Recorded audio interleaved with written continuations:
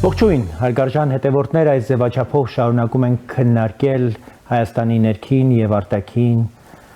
կարևորության հարցեր, քաղաքական եւ ինչպես միշտ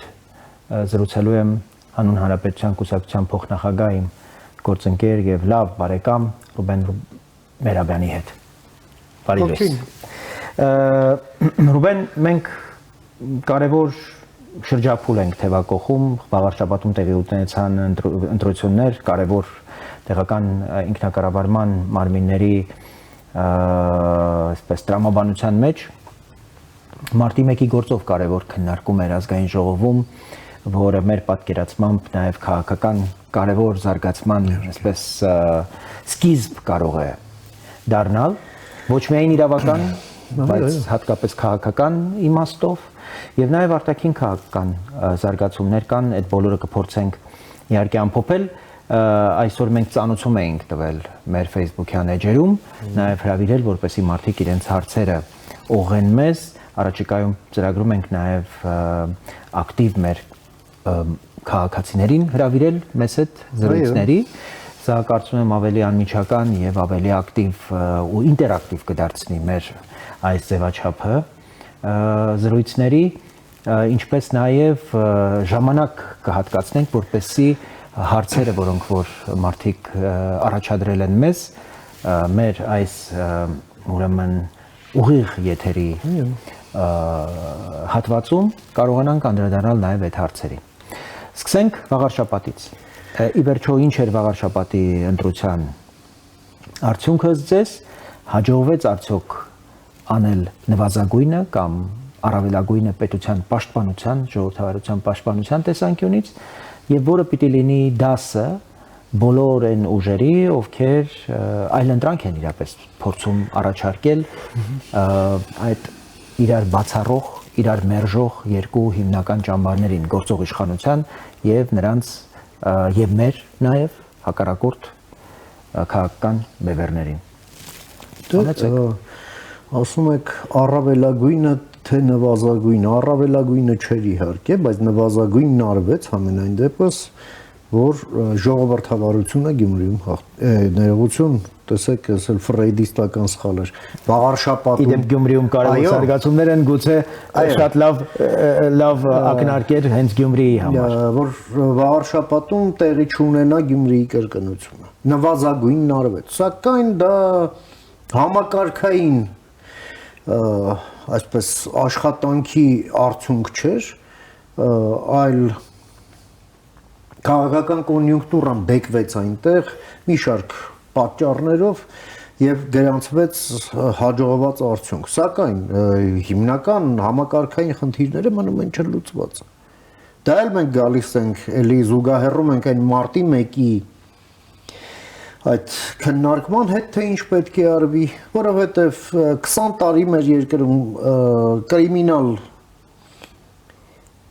բռնապետություն հաստատած քաղաքական ուժերը, որոնք սկզբից պարազիտացիան հաղթանակի վրա, հասցրեցին պարտության, հիմա փորձում են պարազիտանալ պարտության վրա եւ լուծարել պետությունը, նրանք փաստորեն դնում են իրենց նույն հարթության վրա, ինչ ժողովրդավարական ուժերը։ Եվ սա, այո, աղավաղում է դեֆորմացիայի է ենթարկում ողջ քաղաքականությունը Հայաստանում եւ որպես հետևանք նաեւ ընտրական գործընթացները Հայաստանում։ Նրանք չեն կարող օպոնենտ լինել։ Հետևաբար մենք գործ ունենք, մի հատ եկեք սկսենք նորից վաղարշաբաթից։ Վաղարշաբաթում էլի պրոյեկցելով մարդիկ գնացին 20% մոտավորապես եւ ավել։ Ձայն տվեցին կոնկրետ նախկին ուժերի, այսպես տարբեր սեգմենտների, մարդիկ անթակույց ասում էին, որ իրենք աֆիլիացված են Քոչարյանի հետ, Քոչարյանի որդու հետ եւ քվեն ստացել։ Հիմա ինչ անել դրա հետ։ Ինչ պետք է անել։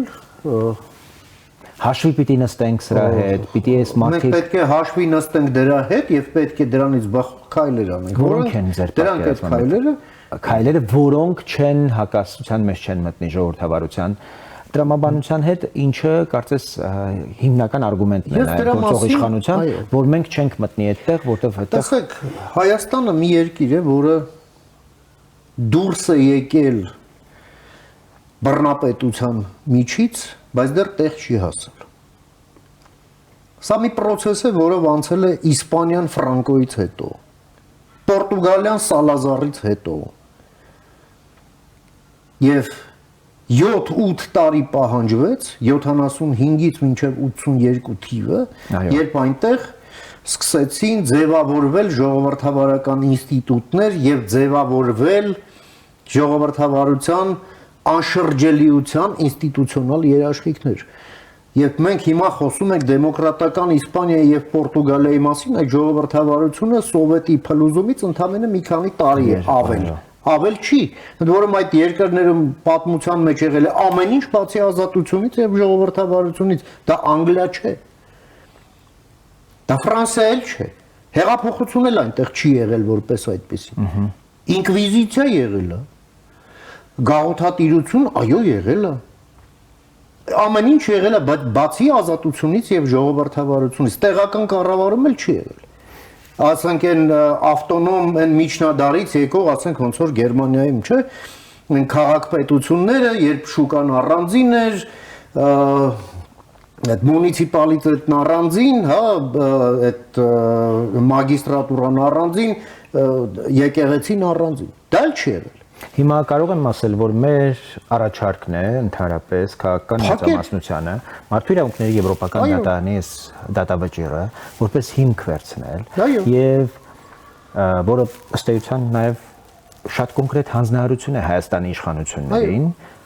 իշխանություններին ոչ միայն գլխավոր դատախազությանը, ոչ միայն իրավապահ համակարգին, այլ նաեւ ազգային ժողովին հստակ քայլեր ձեռնարկել եւ ինքնուրույնաբար որոշել, թե ինչպես պետք է պետությունը պաշտպանի ժողովրդավարությունը։ Ժողովրդավարության պարտականությունն է ձևավորել իր անշրջելիության ինստիտուցիոնալ երաշխիքները։ Ոչ թե ստեղծել ինքնասպանության ուրեմն այսպես միջոցներ եւ ամեն ընտրություն չդարձնել մեռնել չմեռնելու ընտրություն։ Այո։ Այն ինչ նաև կախված էր Վաղարշապատի առաջ։ Ըստ էության հանրապետության 4-րդ քաղաքը լինելով, այդտեղ նաև եկեղեցու շուրջ զարգացումներ կան, մենք բոլորս սպասում էինք, որ նաև այդ զարգացումները կարող են այս կամ այն կերպ փոխել մեր եկեղեցու, մեր պետության զարգացման հունը։ Ու շատ լավ է, որ գոնե մենք հիմա ավելի շատ կենտրոնանում ենք համապետական ընտրությունների վրա, որովհետև նվազագույն խնդիրը գոնե Վաղարշապատցիները լուծեցին, չենթարկվեցին այն բոլոր քարոզչական հիբրիդային տերորին, այո, ահաբեկչական այդ փորձերին, ասացին, որ սա մեր համայնքի ընտրությունն է, մենք այստեղ բոլորովին այլ առաջնահերթություններ ունենք եւ երկիրը ավելորդ ցնցումների ենթարկելու այս բանից զերծ պահեցին։ Փառք ու պատիվ Վաղարշապատցիներին, էջնասնեցիներին։ Այդ իմաստով իրենք նվազագույն խնդիրը լուծել են։ Բայց նաև Վաղարշապատը մեզ համար ուղղակի դաս է, թե մարտի 1-ի շուրջ այս լսումները ինչ ընթացք պիտի ունենան եւ ինչ քաղաքական հետևանք պիտի ունենան, որտեղ մենք երեք գլխավոր դատախազին, քննչական կոմիտեի ղեկավարին, հակակոռուպցիոն կոմիտեի ղեկավարին ինչ որ բաներ էինք պահանջում, իրենց քայլեր էինք պահանջում, բայց կարծում եմ, որ ի վերջո քաղաքական մարմինը, թիվ 1 մարմինը անելիք ունի։ Այդտեղից վարչապետը անցյալ շաբաթ ասել էր, որ Ռոբերտ Քոչարյանի եւ Սերժ Սարգսյանի առաջնորդած ուժերը չպետք է տեղ գտնեն խորհրդարանում։ Ես այդտեղ երկու իմաստ եմ տեսնում այդ հայտարարությունը։ Երկակի կարելի է էլի գնահատել։ Մենք հիմա քայլեր պիտի ձեռնարկենք, որպեսզի այդ ուժերին անհնար դարձնենք մասնակցել ընտրություններին, թե նորից թողնում ենք այդ որոշումը, ասելով ժողովուրդ դուք խելոք ես, դուք ճիշտ կընտրեք։ Մանավանդ մենք ունենք Վաղարշապատի փորձը, եւ ըստ էության փաստորեն այդ շնաձկներին իրենց միլիարդներով, իրենց ունեցվածքով շարունակում եք թողել գործոն մնալ քաղաքական դաշտում, իրենց ժուրնալիստների միության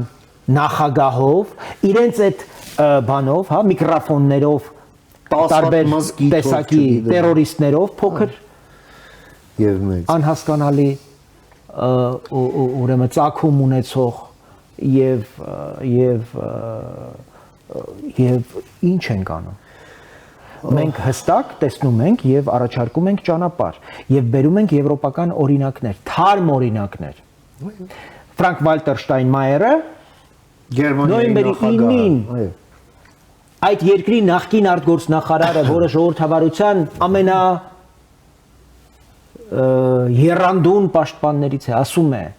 այսօր Գերմանիայի ամենաժողովրդական կուսակցությունը AfD-ն այլընտրանք Գերմանիայի համար կուսակցությունն է եւ դա նույնիսկ այդ ամենաժողովրդական կուսակցություն լինելը նաեւ չի կաշկանդում որպեսի երկրի նախագահ հայտարարի որ եթե անհրաժեշտ լինի որպես վերջին միջոց մենք պիտի գնանք փակման մենք չենք կարող թույլ տալ որ Գերմանիան ինքնասպան լինի որովհետեւ այլընտրանք Գերմանիային այդ կուսակցության իշխանության գալ կնշանակի ոչ միայն Գերմանիայի, այլև Եվրոպայի ինքնասպանություն։ Մեծ հաշվով, այո։ Եվ եթե մենք այս հայտարարությունները որպես նաև ուղեցույց ու դասագիրք չենք ընդունում,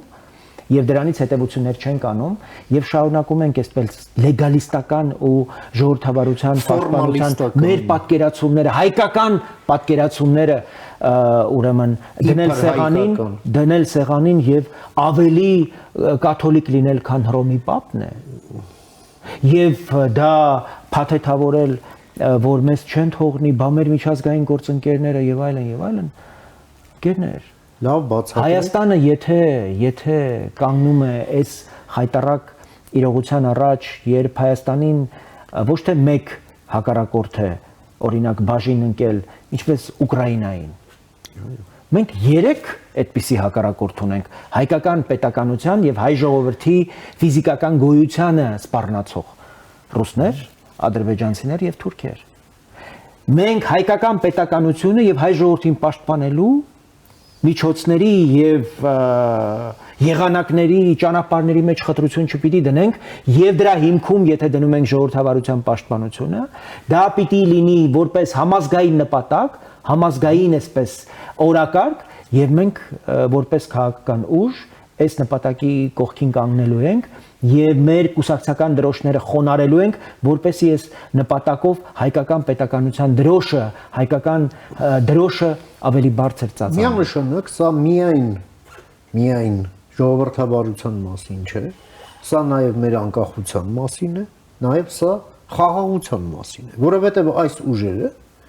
զուգահեռաբար խորապես ժողովրդավարության թշնամի լինելով սրանք նաեւ ամեն ինչ անում են թաղելու հայկական պետականությունը, նրանք չեն պատկերացնում Հայաստանը որպես անկախ պետություն, եւ երկրորդը նրանք անում են քայլեր, որոնք հստակ մեր տուն կռիվ են բերում։ Ռոբերտ Քոչարյանի հայտարարությունը տարածքային նկատումները հարևանների նկատմամբ 29000-ի մեջ է սահմանափակվում մեր ապրելը։ Մյուս մեկն էլ ասում է ինչերի համար է կարմրադրոշ համար է մեր կուսակցությունը, մեր ապրելը, եթե մենք չենք պատերազմում օրինակ։ Հիմա սա այն որ նաև պորտկում էր խոստանում, պորտկումի կրկնում ինչպես հոկտեմբերի 27-ին եղավ։ Դե սա է, հիմա մենք լրջագույն խնդիր ունենք մեր ներսի այս հիվանդությունը վիրաբուժական ճանապարհով բուժելու համար։ Մարտի 1-ի հետ կապված այս դատավճիռը համապարփակ իրավաբանական հիմք է քաղաքական լուստրացիայի համար։ Լուստրացիան պետք է անի պետությունը։ Համապատասխան օրենքով։ Այդ օրենքը պետք է անցնի փորձաքննություն Վենետիկի հանձնաժողովում։ Եվ չհակասի ժողովրդավարությանը, ավելին պետք է ամրապնդի ժողովրդավարությունը եւ այդպիսի եզրակացությամբ այդ օրինագիծը պետք է վերադառնա Վենետիկից Հայաստան, ընդունվի, իսկ հետո նաեւ բացախնդրորեն այսպես կիրառվի եւ Հայաստանում այլևս պետք է չլինի ՀՀԿ, ԲՀԿ եւ դաշնակցություն։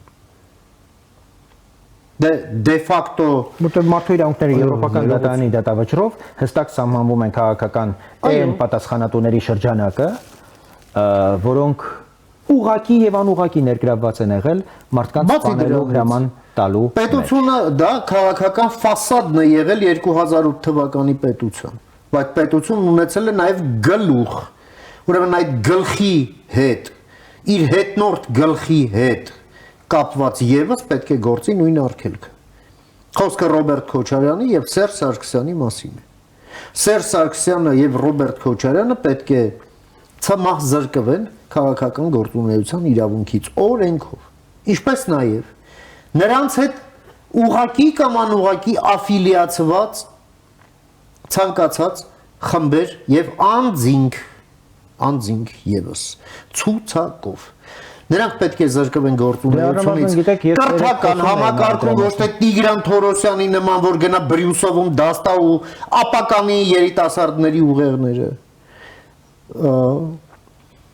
իրավական ոլորտում որ ոչ թե գնան փաստաբան աշխատեն Այդ մարդիկ առաջ խաղացում են ստացել, դատավորներ կան, որոնք մարտի 1-ի գործով ապօրինի որոշումներ են կայացրել, առաջ խաղացում են ունեցել։ Սովորական դատավոր են եղել կենտրոնում, այսօր կենտրոնի դատարանի նախագահ է։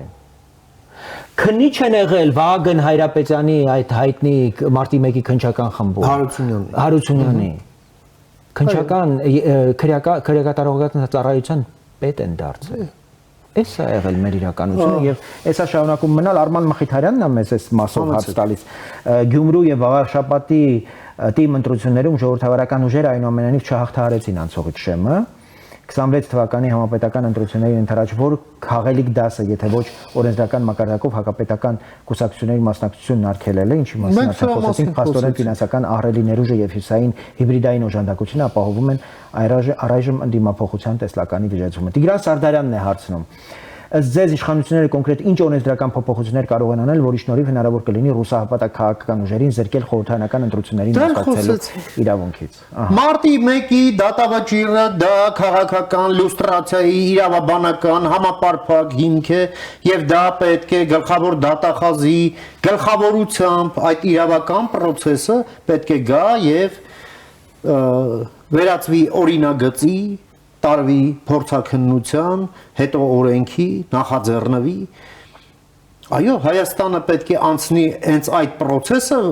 որով անցան Իսպանիան, որով անցավ Պորտուգալիան,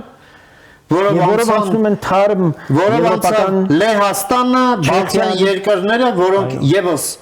բռնապետությունից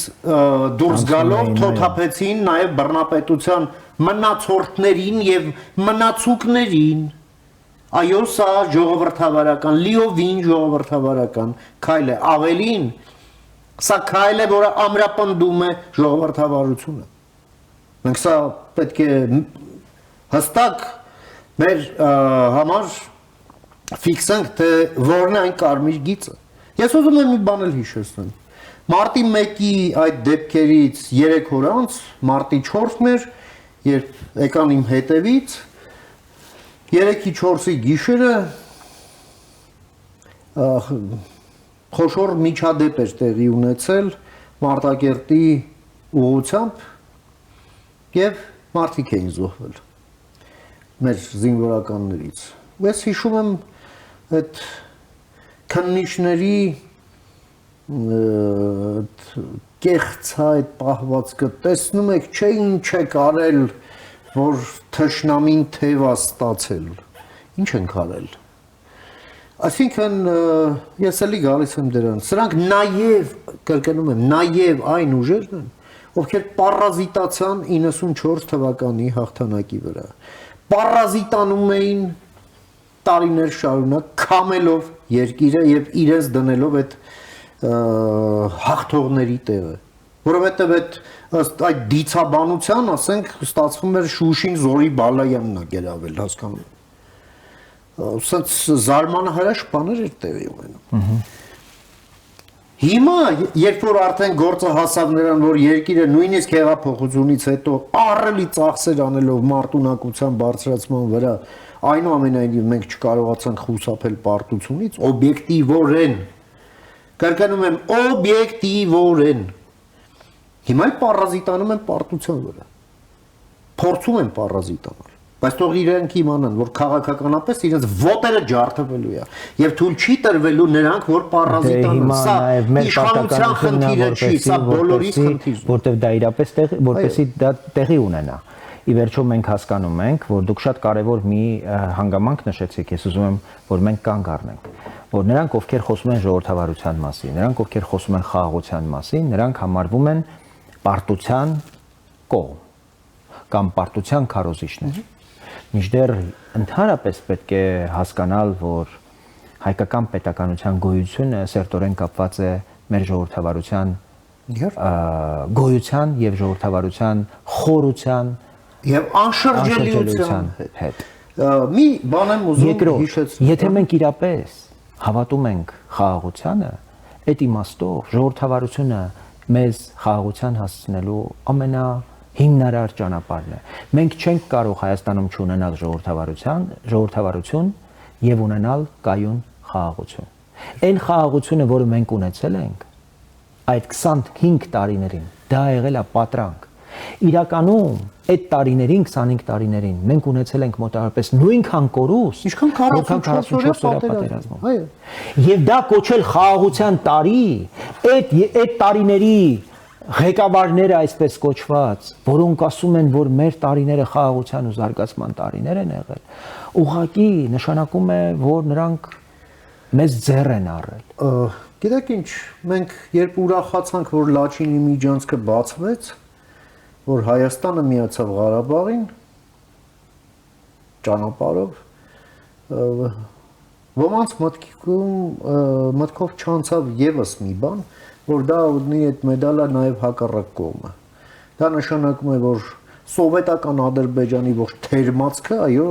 հասանելիություն ստացավ նաև Հայաստանի տարածք գալուն։ Եվ մենք գործ ունեցանք 98 թվականին նաև նեոսովետական ռևանշի հետ, ռենեսանսի հետ, որովհետև սրանք որ գալիս էին, սրանք կոմսոմոլի ստորին օղակներն էին eնել ոչ թե Հայաստանում, այլ Ադրբեջանում եւ բերեցին այդ զազրելի բարքերը մցրեցին Հայաստան եւ մինչեւ հիմա մենք դուրս չենք եկել։ Նույն Աղվան Հովսեփյանն էլ չէ, իր կարիերան կառուցել էր ընդհանրապես Ադրբեջանի հետ կապ ունենալով, ոչ Ղարաբաղում էլ չէ, դուրս Կիովա-Բաթի բանի կողմել։ Ինչի մասին է խոսքը։ Եվ այս բարքերը բերել մցրել էին, կապել էին մեր գլխին, մենք սրանից պետքա ձերբազատվենք, այս կեղտից։ Մեկ, երկրորդը սա մի խոսակցություն է Արման, որի առիթը վարչապետի մի նախադասություն էր, որը նա արտաբերեց են Կոնրադ Ադենաուերի հիմնադրամի կողմից կազմակերպված են քննարկմանը, հա, որտեղ ինքն էլ ելույթ ունեցավ, Միացյալ Նահանգների դեսպաններ այնտեղ եւ այլն։ Վարչապետը որոշակի այսպես զուգահեռներ տարավ Կոնրադ Ադենաուերի հետ, շատ հպանցիկ։ Ես ուզում եմ սրա վրա մենք մի քիչ ավելի հիմնավոր կանգ առնենք։ Գերմանիան երկու անգամ է պարտություն կրել, ընդհանրապես մեկ սերունդ տարբերությամբ, առաջինից հետո եւ երկրորդ։ Առաջինից դուրս գալու համար այնտեղ եւս Ռայխը, երկրորդ Ռայխը քայքայվեց եւ ստեղծվեց Վայմարյան հանրապետությունը, չէ՞, այն Ֆրիդրիխ Էբերտ եւ այլն։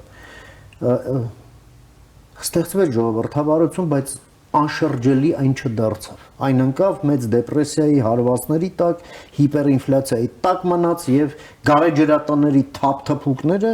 մեկ էլ սկսեցին խոսել հայրենասիրությունից։ Եվ իհարկե սովետն էլ իր կողմից էր իր կեղտոտ գործն անում այնտեղ եւ Գերմանիան երկրորդ անգամ ընկավ փորձանքի մեջ։ Ադենաուերը հենց առանձնանում էր նրանով, որ խաղաղությունը այո զուգորդում էր ժողովրդավարության հետ եւ ժողովրդավարությանը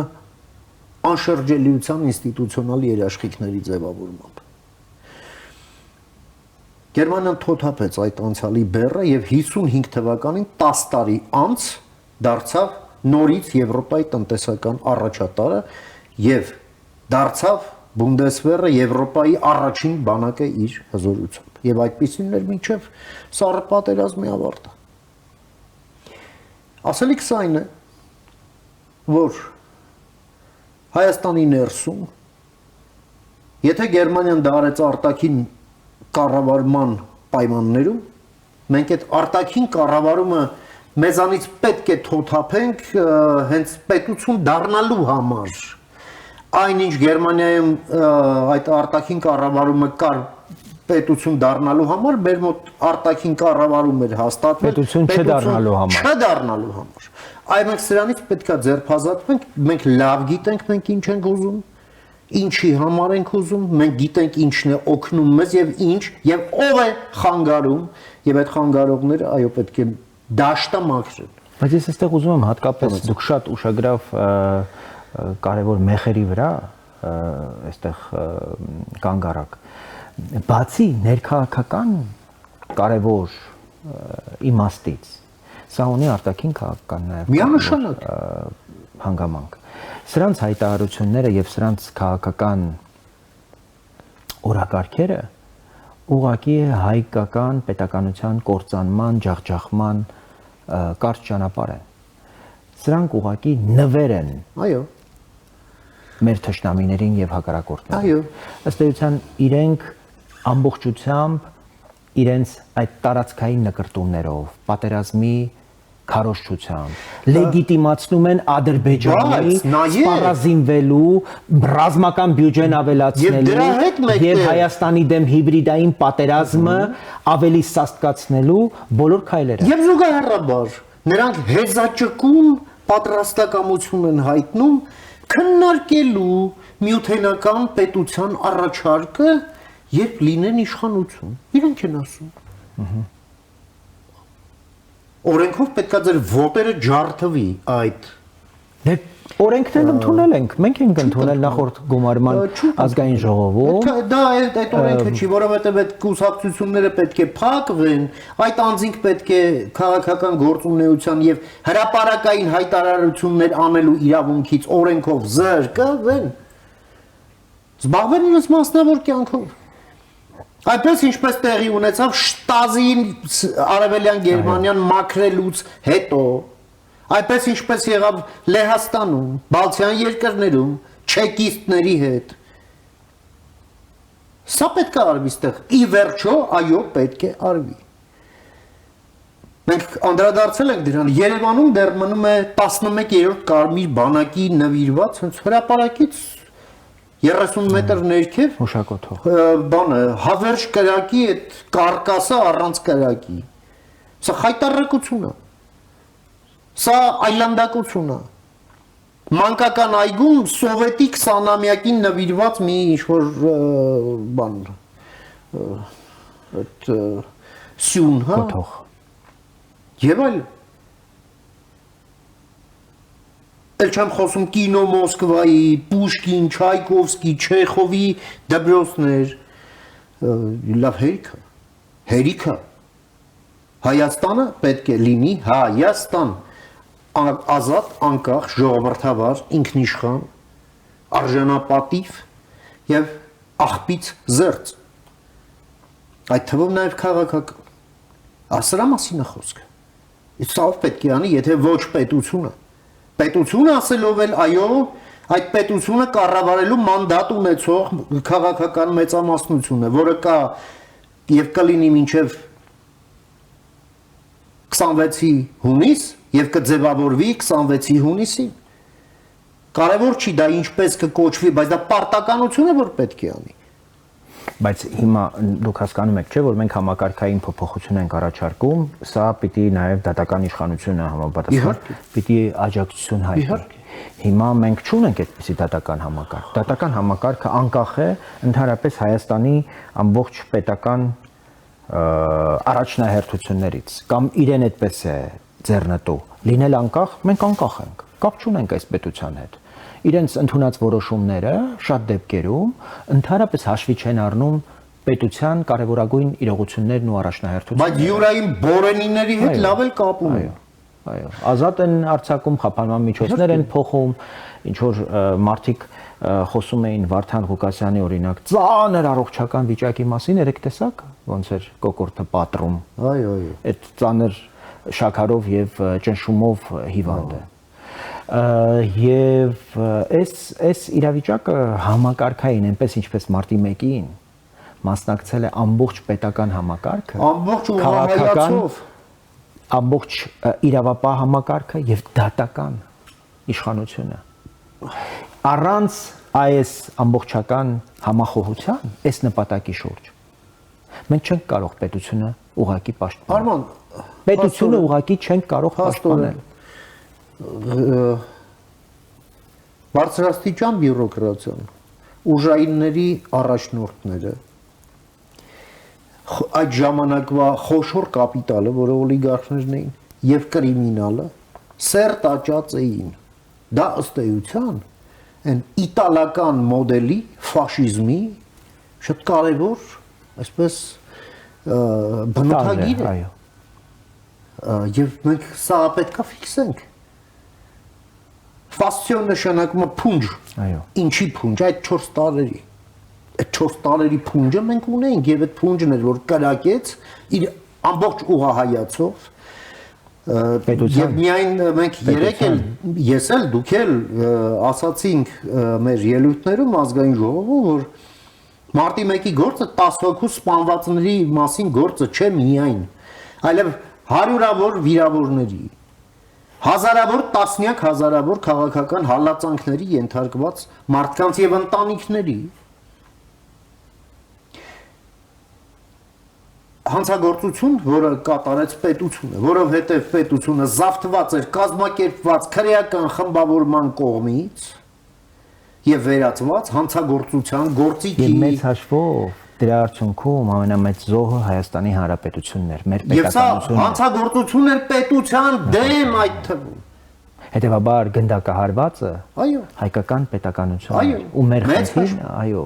թույլ չտալ, որ հայկական պետականությունը նորից այդպիսի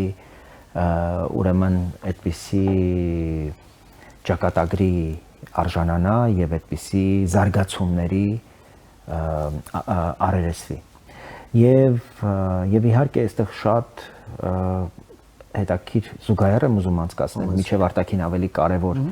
խնդրի մասին կխոսենք։ Ուկրաինայում հիմա կարևոր գործընթացներ են,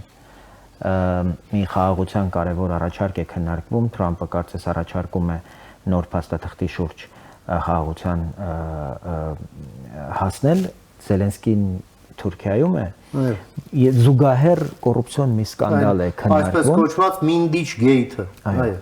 Վիտկոֆը կարծես պիտի այսօր Թուրքիա գնա, որպեսզի նաև մասնակցի, բայց այդ չի հական։ Նայեք, այն պահին, երբ Ռուսաստանը խոցում է Ուկրաինայի կենսական կարևոր ենթակառուցվածքները, էներգետիկ ենթակառուցվածքները, ուրեմն ուկրաինական պետության մեջ գտնվում են պաշտոնյաներ, ովքեր համագործակցելով ռուսների հետ կոռուպցիոն ահռելի, ուրեմն այսպիսի սխեմայի մաս են կազմում, հարյուրավոր միլիոններ են ուղղվում Մոսկվա, այն պահին, երբ Մոսկվան խոցում է Ուկրաինայի կենսական ենթակառուցվածքները։ Ինչի է սա կարևոր։ Եվ ինչի եմ սա կապում այս զարգացումների հետ, որտեղ որևէ մեկը չի կարող հերքել, որ մարտի 1-ը ունի արտաքին հետք։ Որտեղ 2008 թվականի փետրվարի 26-ին Ռոբերտ Քոչարյանը գնաց Մոսկվա, 23-ին եւ շատ անհասկանալի, այսպես իդեպ մասնավոր այցի անվան տակ վերադարձավ մարտի 1-ի նախօրեին եւ այդ հայտնի հրամանները այլևս սկսեց արձակել։ Մինչև այդ նա չէր համարձակվում 0038 հրաման իրականացներ։ Ինքը կանաչ լույս է ստացել Ռուսաստանում։ Մենք հասկանում ենք, որ մարտի 1-ին հայկական պետականությունը գնդակահարելու ուղիղ փորձ է արվել։ Ավելին, ես կարող եմ համոզված ասել, որ այդ թափված արյունն է եղել նաև Հայաստանի նկատմամբ արտաքին կառավարում հաստատելու Ռուսաստանի հնարավորությունը։ Եվ Ռուսաստանը այսօր էլ ցանկանում է այդ արյունը թափել, որպեսզի ցույց տա, թե ինչի է հանգեցնում ժողովրդավարությունը, եւ ցույց տա ժողովրդավարության արդյունք արյունը, որը անհնար է դարձնում հայերին ունենալ սեփական պետություն, ուրեմն պիտի լինի արտաքին կառավարում։ Ես ուզում եմ հիշեցնել։ Եվ ասեմ, որ պատերազմի ժամանակ, ես ասեմ եւ ձեզ հնարավորություն տամ, որ արտահայտվեք։ Վարչապետը վերջերս իր ելույթում էր նշում ազգային ժողովում, այս վրիպել է շատերի ուշադրությունից, ես ուզում եմ, որ մենք սրա վրա կանգ առնենք։ Պուտինը առաջարկել է Հայաստանի վարչապետին կանգնեցնել պատերազմը, իգին նյութենական պետություն մտնելու։ Դուք պատկերացնում եք, այն պահին, երբ ռմբակոծում են Արցախը, երբ զոհվում են մեր երեխեքը, Ռուսաստանի միակ առաջարկը պատերազմը կանգնեցնելու գինն է, որ պահանջվում է Հայաստանից, դա իր անկախությունից հրաժարումն է։ Հիմա դրանից հետո այլևս պահել Հայաստանում ռուսական ակտիվներ, որոնք նույնքան վտանգավոր են, որքան այն process-ները, որ հիմա տեղի են ունենում ռուսական ուկրաինական էներգետիկ համակարգում, կապված այդ ռուսների այդ կոռուպցիոն սխեմաների հետ։ Նախ որպես կոռուպցիա, որպես ազդեցության գործիք, որտեղ ռուսները կոռուպցիան շարունակում են դիտարկել իրենց համար այդ սողանցքները, որոնք ուղղակի քայքայում են ցանկացած պետականություն, եւ մանավանդ այդ ակտիվները, որոնք որ շարունակում են պահպանվել եւ պետությունից դոտացիաներ ստանալ, այսպես վնասների փոխհատուցում եւ այլն, եւ ընդհանրապես կոռուպցիայի նկատմամբ մեր հիմնարար վերաբերմունքի փոփոխության հարցը պիտի դրվի։ Դա պետական դավաճանությանը հավասարազոր ուղղակի քրեական պատիժ պիտի նախատեսվի։ Իդեպ այս կոռուպցիոն սխեմայի մեջ ներգրավված անձանց Զելենսկին առաջարկում է որպես պետական դավաճան։ Այո։ Դատել։ Եվ ճիշտ է անում։ Ես ուզում եմ մեր համատեղ աշխատանքից մի ժամանակաշրջան այսպես վկայաբերեմ։ Դա 2013-ի դեկտեմբերն էր, մենք իրար հետ էինք աշխատում, երբ Ուկրաինայում սկսվեց այդ Եվրոմայդանը։ Եվ ես շատ լավ եմ հիշում, մենք ոնց էինք ֆիքսում, թե որքան զուգահեռներ կան մարտի 1-ի հետ։ Այդ ժողովրդական շարժումը ճնշելու այդ քայլերի ալգորիթմը, կատարումը եւ հետո գործը հասավ արդեն դիպուկահարներին, այդ ինստիտուցկայա փողոցի տանիքներից եւ առաջի զոհն էլ հայեր, հա, Սերգեյ Նիգոյանը, մենք հիշում ենք այդ, որից հետո արդեն տասնյակների սկսեց հաշիվը բացվել զոհվածների մինչև Յանուկովիչի փախուստը։ Մենք հասկացանք ինչն է պատճառը։ Ի վերջո, այս նույն օրակարգն է, Արման, որը մեր գլխին փաթաթվեց 13 թվականին, որում ատրճանակը դրեցին Սերժ Սարգսյանի գլխին եւ արեցին մի առաջարկություն, որից հնարավոր չէր հրաժարվել, եւ Սերժ Սարգսյանը չհրաժարվեց եւ բերեց կապեց մեր գլխին, իսկ նա խոցելի էր հենց իր իշխանության կոռումպացված լինելու պատճառով, նույնը տեղի ունեցավ Ուկրաինայի պարագայում։ Բայց ի պատիվ ուկրաինացիների իրենք ի վիճակի եղան Յանուկովիչին ուղակի դուր շպրտել։ Այո, եւ հանձնել ռուսներին։ Եվ իրենք փրկեցին իրենց պետականությունը։ Մի բան, որը անհնար էր թվում այդ պահին, եւ ռուսների ծրագիրը իրականում, երբ որ Մայդանում իրենց այդ դիպուկահարները սպանում էին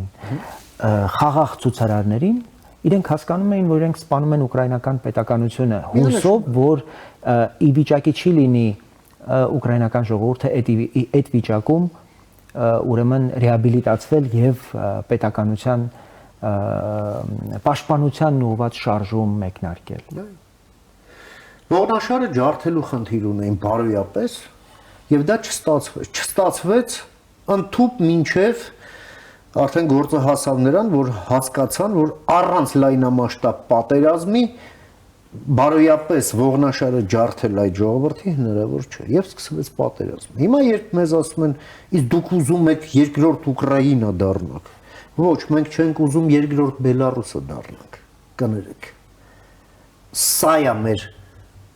ուզածը եւ չուզածը։ Եվ մեզ համար Ուկրաինան օրինակ է ավելի շատ քաղաքական միակամության, միասնականության տեսանկյունից։ Այո։ Թե ինչպես նախկին ընդդիմադիր կամ այսպես իրար հակառակորդ քաղաքական հակառակորդները այսօր ունենալով լիքան համաձայնություններ գործող իշխանության քաղաքական գծի նրանց վարած քաղաքականության հետ միևնույն է այդ հարցերը դրել են մի կողմ, որովհետև պետությունը այսօր գլխավոր խնդիրը ունի ինքնապաշտպանության, պատերազմում հաղթելու եւ իրենք կանգնել են պետության կողքին, կանգնել են գործող իշխանության կողքին, ով պատերազմը վարելու, պատերազմի վերաբերյալ որոշումներ ընդդիմախոսելով էլ ընդ որում, բայց այդ ամենը ընդդիմախոսությունը հանում պետության, ոչ թե մարդիկ ինքնաձիգը կրում են եւ իրենց գլխավոր խնդիրը Ուկրաինայի պաշտպանությունն է համարում։ Մի հատ հələ հիշեք, մերոնք ինչով են զբաղված եւ ինչով են զբաղված։ Այո։ Թե պատերազմի ամենասոսկալի պահերին գնացել Ղարաբաղում ինչով էին զբաղված։ Արայիկ Հարությունյանին հանդիպման էին կանչում եւ նախագահական լայախ չէին անում գնալ խոսել։ Հիմա հայտարարություններ են անում, թե իբր մեզ առաջարկվել է պատերազմը կանգնեցնել, իբր նախագահները չգիտեմ ինչեր են արել։ Բա պատերազմի ժամանակ մի նորմալ ողջամիտ առաջարկով մի հայտարարությամբ հանդես գայիք, ձեզ էլ թող միանար եկեղեցին, որ այսօր հիշելու մի բան ունենայինք, որ պատերազմի ժամանակ մի նորմալ առաքինի եւ արժանավայել քայլ է կարել։ Ամեն խնդիրն այն է, որ այս մարդկանց ուղեղի մեջ չկա մի բան, որ հայ ժողովրդին պետք է Հայաստանի Հանրապետություն։ Իրենց գիտակցության, այսպես բազային մակարդակում գիտակցության չունեն տնկալում։ Ես ձեզ ավելի Եվ դա էլ նրանց թույլ է տալիս այսպես նման, այսպես ասենք, օպորտունիզմ, հա, իրենց մտածողության մեջ հանդես բերել նման բան։ Ինձ օրինակ դաշնակցական Միացյալ Նահանգներում ասեց իսկով է ասել, որ հայկական պետականությունը պիտի այդպես հավերժ գոյություն ունենա։ Կարող է ինչ-որ մի շրջան լինել եւ հիմա գուցե այդ շրջանն է, կարող է հիմա այդ շրջանն է, թույլ տանք, որ ռուսները վերցնեն, հետո հետ կբերենք, չհասկանալով, որ սա մեր վերջին հնարավորությունն է, եթե մենք այս տարածքները հանկարծ այս տարածքից մի որևէ կտոր կորցրինք եւ պետությունը դառավ ուղղակի անկենսունակ մի տարածք կորցնելով պետականությունը մենք հայ ժողովրդին ենք ուղղակի դատապարտելու ելքեր փնտրել ուղղակի փախուստի իր սեփական հայրենիքից էլ երբեք չենք կարողանալու հավաքական հայ ժողովուրդ ունենալ այն տարածքի վրա որտեղ մենք կարող ենք ինքնորոշվել եւ անկախություն հռչակել Այսինքն դուք պատկերացնում եք այդքան մատերի արանքով ամերիկաներից պատկերացնում են որ հայ ժողովուրդը կարող է կամավորապես նաև հրաժարվել ուրեմն պետականությունից։ Լավ, մտածում են, հասկացանք, բայց այդ մոլերանտ անհանդուրժողականությունը Հայաստանի Հանրապետության նկատմամբ ուղղակի արդեն բոլոր չափերն անցել։ Այդ նայեք ANC-ի պահվածքը։ Հայդատի լավ ընդհանրապես ռացիոնալիզմից է դուրս ու պարզա որ մենք ուղղակի գեդին ենք մտնում մեր միջազգային գործընկերների ինձ նամակներ են գրում ուղղակի ասում են սրանք հայ են թե չէ սրանք հայ են մտքի խավարում է տեղի ունենում արդեն արման ինչը ուղղակի չի տեղավորվում արդեն որևէ պատկերացման մեջ եւ անհամատեղելի է դարձնում այդ մարդկանց որևէ դերակատարումը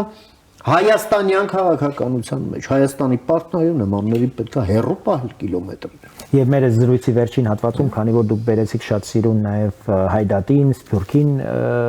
հիշեցինք մենք, խոսենք Թուրքիայի հետ կարևոր զարգացումների եւ վերջին հայտարարությունների մասին։ Նախագահ Էրդողանն է խոսել Կովկասում Թուրքիայի դերակատարության մասին, Ֆիդանն է խոսել խորհրդարանում Հայաստան-Ադրբեջան խաղաղության հեռանկարների մասին ասել, որ հարաբերությունները կարող են վերջնականապես կարգավորվել, երբ կլինի խաղաղության պայմանագիր, եւ նաեւ Թուրքիայում հիմա ընթանում է ԵԱԿ խորհրդարանական վեհաժողովը, որտեղ ուրեմն թուրք խորհրդարանի նախագահը եւս հայտարարությամբ է հանդես եկել նշելով կայուն պայմանագրի մասին առաջիկայում Հայաստանի եւ Ադրբեջանի մասին, որը հնարավորություն կտա տարածաշրջանի համար ավելի տևական խաղաղություն եւ կայունություն հաստատել։ Ես ուզում եմ նախ հասկանանք Թուրքիայի հետ ինչ ունենք, որովհետեւ Թուրքիան կարեւոր է ոչ միայն որպես հայ-թուրքական գործընթաց, Թուրքիան կարեւոր է նաեւ Հայաստանի եւ Ադրբեջանի հետ հարաբերությունների տեսանկյունից։ Թուրքիան կարևոր է, որովհետև ըստ էության սա մեր ՆԱՏՕ-ի հետ ունեցած սահմանն է։ Թուրքիան կարևոր է Եվրամիության հետ մեր ճանապարհը անցնելու է Թուրքիայի ճանապարհով եւ ընդհանրապես մաքսային տարածքի տրամաբանությունը հենց դա է հուշում։ Թուրքիան կարևոր է ռեգիոնալ իմաստով, ընդհանրապես Եվրասիական տարածաշրջանում ռուս-թուրքական համաձայնությունները չափազանց ծանր հետևանք են ունենում Հայաստանի համար։ Մեր նպատակը պիտի լինի, որ Թուրքիայի հայացքը լինի ավելի դեպի արևմուտք, ոչ թե դեպի արևելք։ Որ չշրջվի դեպի այդքան արևելք։ Իրենց ցանկացած գործակցություն մեզ ուղղակի խեղդում է ակցիանի մեջ։ Եվ ոչ պատահականորեն 14, 15, 16 թվականների այդ մերձեցումը մենք դրա գինը վճարեցինք 20 թվականին այդ գինն էր եւ մենք ուղղակի պիտի ամեն ջանք գործադրենք եւ խրախուսենք ու մշտապես խոսենք Թուրքիայի եւ Արևմուտքի հարաբերությունների սերտացման օգտին։ Մեզ ընդ որում ավանդաբար թվում էր թե մեր շահերից է բխում, որքան շատ պրոբլեմ ստեղծենք Թուրքիա Արևմուտք հարաբերություններում, այդքան Հայաստանը շահում է։ Իդեր լավ ստեղծեցինք, Թուրքիան հետ շրջվեց Արևմուտքից, դեպի Ռուսաստան, դեպի Չինաստան, դեպի Ուրա շրջվում, դեպի Արևելք, դեպի մեզ, դա եք ուզում։ Այո։ Ներողություն։ Ես կարծում եմ, որ մեր այսպես քաղաքական փիլիսոփայության մեջ եւ մեր եթե կուզեք ռազմավարական մշակույթի մեջ շատ կարևոր ռևիզիայի անհրաժեշտություն կա։ Ի վերջո մենք պետք է մի հատ նորից գույքագրենք, թե ինչն է իրականում բխում մեր շահերից, ոչ թե կենացներում, այլ գետնի վրա, եւ ինչը չի բխում մեր շահերից, ինչն է հակասում կոնկրետ մեր շահերին, մեր պետության շահերին։ Սա շատ կարևոր վերաիմաստավորման process, որը ցավոտ լինելով նաև այսպես կոգնիտիվ դիսոնանսներ առաջացնելով, բայց այնուամենայնիվ մենք պետք է անցնենք, որովհետև դա եւս բխում է մեր շահերից։ Եվ սա ոչ միայն քաղաքական դասի անելիքն է, սա յուրաքանչյուր քաղաքացու անելիքն է, մաքսիմալը ինչ կանի քաղաքական դասը, դա այդ ասենք այդ process-ը հանրայնացնելն է, այդ ներքին բանավեճերը հրապարակային դաշտ տանելն է, որ մենք պարզապես տաբույազերծենք շատ ու շատ հարցեր։ Դրա համար շատ կարևոր կլինի, որ մենք իրապես Թուրքիայի հետ առաջընթաց գրանցենք հարաբերությունների եւ այս իմաստով ես ուզում եմ մի կարևոր շեշտադրում անել։ Տեսեք, Ադրբեջանն ու Թուրքիան հայտարարում են, որ իրենք եղբայրներ են, եղբայր ժողովուրդներ են։ Չափազանց կարևոր է, որ գոնե այս իմաստով Հայաստանը այս եղբայրներից մեկի հետ ունենա շատ ավելի խորը եւ շատ ավելի հեռուն գնացող հարաբերությունների։ Կոնկրետացնենք, Արման։ Պակիստանն ու Ադրբեջանը եւս եղբայրներ են։ Երկուսն էլ ասում են, որ եղբայրներ են եւ մենք արդեն դա արել ենք Պակիստանի հետ։ Չէ։ Դուք հարաբերությունների կարգավորման մասին։ Այո, դիվանագիտական հարաբերություններ հաստատել ենք, արձանագրություն ենք ստորագրել Պակիստանի հետ, հանդիսավոր վարչապետերը ձեռքի այսպես սեղմած նկարվեցին, հիմա մենք համարում ենք, որ բացենք հետագա հարաբերությունների համար այն մասով, որ մասով շահեկան կհամարենք, մենք շահեկան կհամարի Պակիստան։ Միշտ հիշելով, որ Պակիստանն ու Ադրբեջանը հայտարարում են, որ իրենք եղբայրներ են։ Բայց դա մեզ ոչ թե պիտի վախեցնի, այլ որպես պետություն ավելի պատասխանատու պիտի դարձնի, որ ընդհանրապես կարողանանք այդ վախը նախ հաղթահարենք եւ հատկապես մեր հասկանանք ընդհանրապես Պակիստանի այդ կեցվածքը որտեղից էր գալիս, ինչպես կարող ենք այդ սպառնալիքները կարողանանք չեզոքացնել։ Որտեղ շատ անհասկանալի էր, չէ՞, Պակիստանի հարցը։ Մենք նույնիսկ Աֆղանստանի հետ պատերազմի ժամանակ, առաջին պատերազմի ժամանակ ունեցել ենք հարաբերություն, բայց Պակիստանի հետ չենք կարողացել հարաբերություններ ունենալ։ Եվ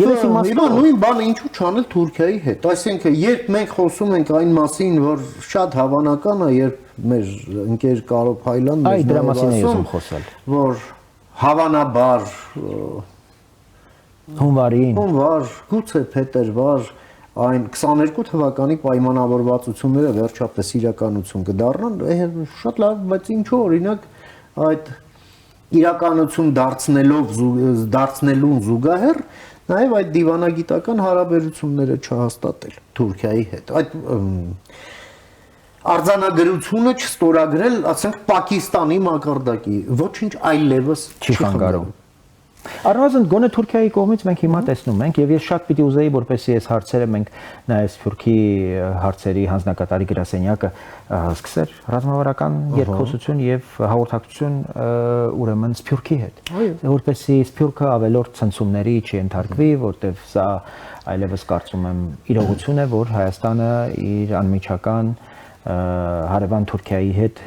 պիտի գնա հարաբերությունների կարգավորման եւ Սփյուռքը իր համար չպիտի այդտեղ սպառնալիք տեսնի։ Հակառակը կարծում եմ Սփյուռքը եւ ցեղասպանության եւ հատուցման իր օրակարգերը կարող է առաջ տանել առանց Հայաստանի հետ կապելու։ Հայաստանը իր պետության եւ պետականության շահերով պիտի առաջնորդվի եւ դա պիտի իրեն առաջնորդողը լինի եւ այդտեղ քննարկման հարց չի կարող լինել։ Եվ այդ իմաստով ես շատ պիտի ուզեի հասկանալ ընդհանրապես Թուրքիան ինչպես է մասնակցելու տրիպին եւ հայ-ամերիկյան համաձայնություններին, ընդհանրապես օգոստոսի 8-ի խաղաղության գործարքին։ Եվ այդ տրամաբանության մեջ ուզում եմ նշել թե որքան հատկանշական էր փոխպետ քարտուղարի այցը Երևան նախորդին տեղի ունեցած եւ դրանից ժամեր հետո Եվրամիության հարավային Կովկասի հարցերով Մագդալենա Գրոնն էր երեք Երևանում եւ արդեն խոսվում էր արդյունքները ուրեմն գնահատելու մասին ձեռք բերված պայմանավորվածությունների որտեղ ամերիկացիների հետ մենք արդեն աշխատանքային խումբ ենք ստեղծել ամերիկացիները արդեն այնտեղ հստակ մարդ են նշանակել եւ սա ուղղակի զարմացնում է այս արագությունը ամերիկացիների եւ նաեւ նախանձախնդրությունը եվրոպացիների այստեղ մտնել եւ նյութապես աջակցել են պայմանավորվածությունները որոնք Հայաստանի եւ Միացյալ Նահանգների միջև ձեռք են բերվում եւ մեր խնդիրն է հնարավորինս շատ շահագրգիռ կողմեր ապահովել որ ներկա լինեն այս պայմանավորվածությանը եւ նյութապես ներդրումներով մասնակցեն ամեն դրված լուման ամեն ներդրված փողը ավելացնում է խաղաղության հասնելու տևական խաղաղության հասնելու հնարավորությունը եւ խաղաղությունը խախտելու գինն է բարձրացնում իհարկե եւ ոչ միայն ընդհանրապես ոչ միայն պատերազմի, նույնիսկ էսկալացիայի։ Այո։ Եվ ես շատ պիտի ուզեի, որպեսզի այդ այցերը, որոնք տեղի են ունենում, այդ հանդիպումները, որոնք տեղի են ունենում եւ այդ հաղորդագրությունները, հատկապես արդեն աշխատանքային խմբեր ստեղծելու վերաբերյալ, սրանք կարևորագույն փաստեր են, որոնք ամբողջությամբ ջուրն են լցնում այն ամիսներ, շաբաթներ շարունակ տարածվող նարատիվները, որ սրանք թղթի վրա ձեռք բերված պայմանավորվածություններ են, օգոստոսի 8-ը թղթի կտոր է, լաթի կտոր է, չգիտեմ ինչ եւ առանց ամաչելու այդ մարդիկ շարունակում են պահանջված լինել ինչ որ այսպես կոչված լրատվամիջոցներում եւ ժուրնալիստների միության նախագահն էլ կանչում այդ դրանց հերոսներին, այդ մտքերի, գոհարների հեղինակներին կանչել նստել եւ ուրեմն խորհրդատություններ հիմա էլ հեծն են տալիս թուրքերին։ Ինչ ասես։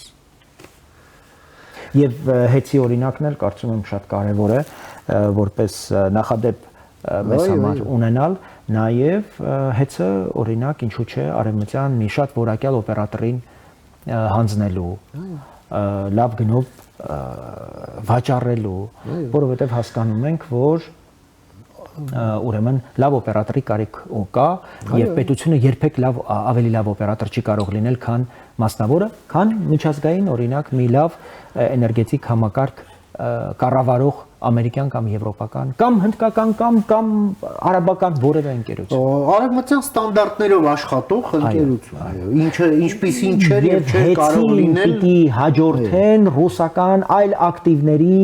ուղղությամբ Հայաստանի իրավապահները, Հայաստանի պատկան մարմինները քրեազերծեն մեր տնտեսությունը։ Եվ այդ կոռուպցիոն, այդ ամբողջ ռոմբերը ականազերծ են ուղղակի մեր պետության տարածքից, որովհետև դրանք ոչ միայն Գազպրոմ են, երկաթուղի են, դրանք ուղղակի ականներ են, որոնք դրված են ցանկացած պահի նաև մեր հակառակորդ քաղաքական շրջանակներին անհրաժեշտ մարդկային ռեսուրսով ապահովելու, որովհետև հիշում եք, չէ՞, Կարեն Կարապետյանը ուղղակի այդ Հայրուս Գազարդի բանն էր, ասողներ։ Մի գիշերվա մեջ այդ ընկերության 7000 աշխատակիցներ դարձան հանրապետական կուսակցության անդամ։ Պատկերացնեք դա ինչ ռեսուրս է։ Երկրում միանգամից կարող են տրամադրություններ փոխել եւ հարց լուծել։ Այս սրա ուղղությամբ կարծում եմ պիտի մեր աշխատանքը նաեւ կենտրոնանա Գյումրին աչքի առաջ ունենալով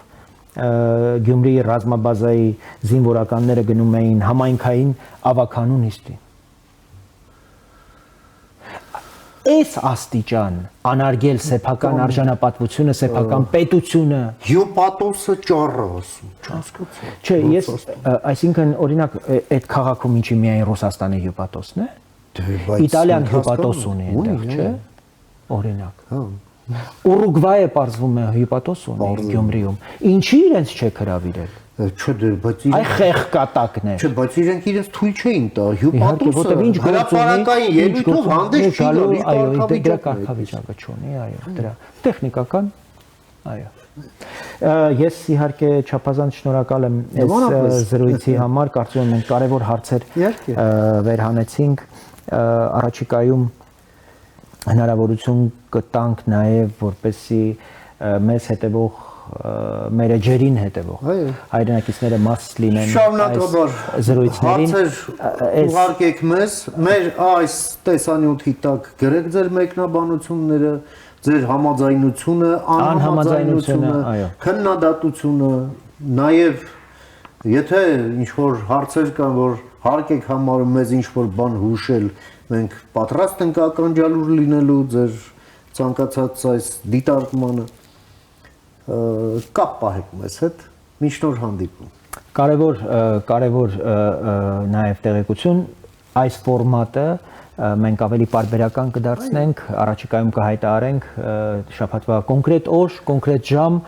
եւ այս ձևաչափով կխոսենք հուսամ նաև առաջիկայում հնարավորություն կունենանք տեխնիկապես ապահովել որպեսզի մարդիկ ուղղակի ուղիղ մեզ հետ շփվելու հնարավորություն ունենան եւ իրենց հարցերը ոչ միայն այս ձևաչափով տալ օրինակ մտնել եւ մեզ հետ խոսակցության մասնակցել օրինակ դրսից այդպիսի հնարավորություն կտանք այսինքն հնարավորինս հետաքրացնենք այս ձևաչափով